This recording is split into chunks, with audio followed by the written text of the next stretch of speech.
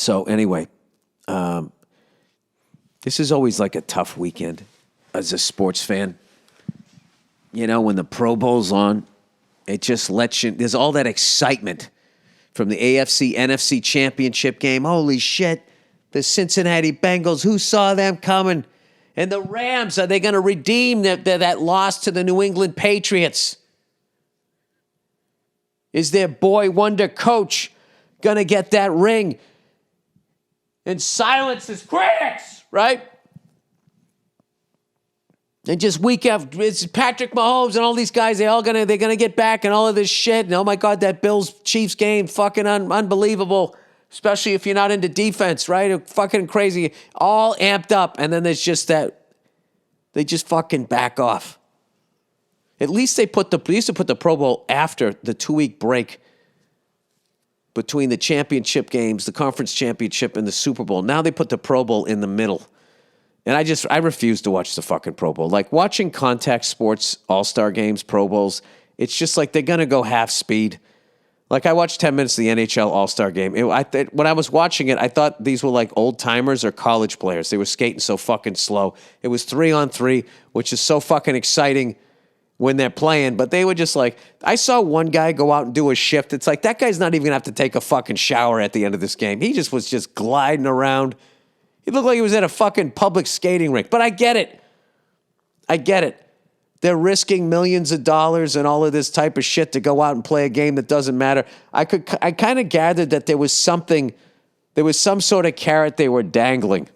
Something about $1 million. I don't know what. It was. They had Mark Messier and who else was on it? Chris Chelios.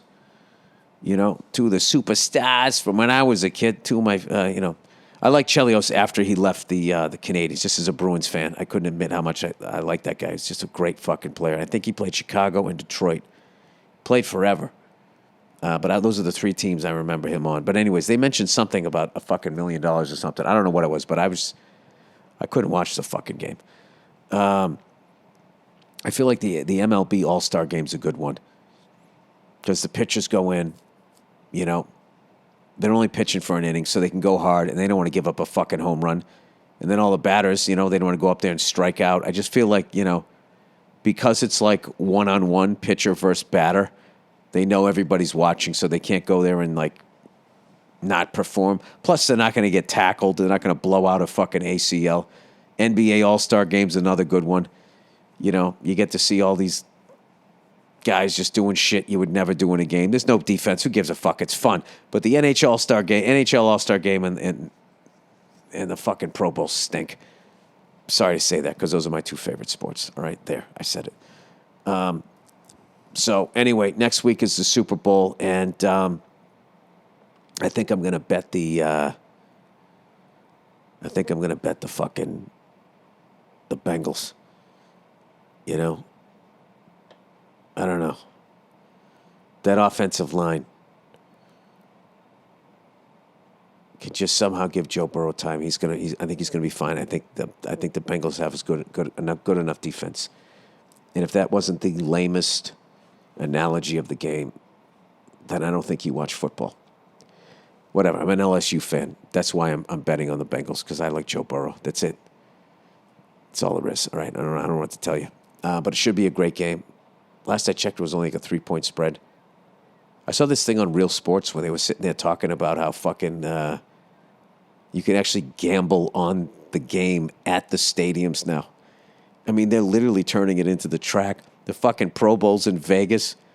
You know, my whole life growing up, they just steered clear of all of that shit. And they would never, ever in any sport dream of putting a game in Vegas because it was still run by the mob in the 70s. And they're going to get their fucking hooks in on a player and they're going to start throwing games. And we're going to have a 1919 Chicago White Sox scandal. That's one of my missions in baseball, to stop calling them the Black Sox. It was the Chicago White Sox that did that. Call them the Black Sox, it sounds like it's a team that no longer exists. They did that shit. And what's funny was they never got called for like the curse. They were never considered cursed. We sold Babe Ruth because we were, our owner was into the arts. He wanted to put on a musical. Actually entertain the good people in New York. And he gave him Babe Ruth to boot. It was a nice gesture, I felt, by the Red Sox, but we were considered cursed. Fucking White Sox throw the World Series. Make all these little white kids around America. Boy, oh boy, I love baseball. Oh, Joe, say it ain't so. Their big stupid paper route hats and everything, crying in the fucking crowd. And they were never considered cursed, but the Cubs were because somebody wasn't allowed to bring their farm animal into a stadium. I never understood why the White Sox didn't get more shit for that. And I think it was the brilliance that they called it the Black Sox, and they just fucking stepped away. It wasn't us. That was the Black Sox. And now we're the White Sox again. And that was it. They got away with the whole thing. And I'm here to rip the cover off this scandal. Sorry. That's it. I think I'm putting my money on, I know I'm putting my money on the Bengals, all right? But I'm betting with my heart, all right? Nothing against the Rams. I like the Rams too. It's a fun Super Bowl. I like both teams.